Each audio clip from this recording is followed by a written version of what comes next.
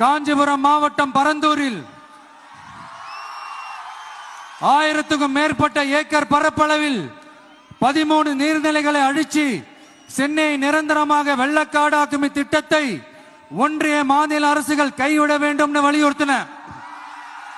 அது மட்டும் இல்லாம இந்த மண்ணுக்காகவும் மக்களுக்காகவும்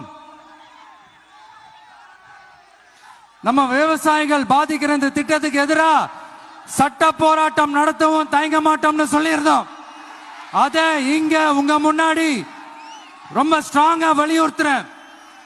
இந்த பிரச்சனையில நான் உங்களோட உறுதியா நிற்பேன்.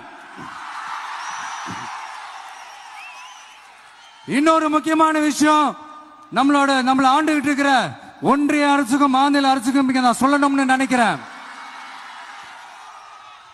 நான் இங்க வளர்ச்சிக்கு எதிரானவெல்லாம் கிடையாது. ஏர்போர்ட்டே வரக்கூடாதுன்னு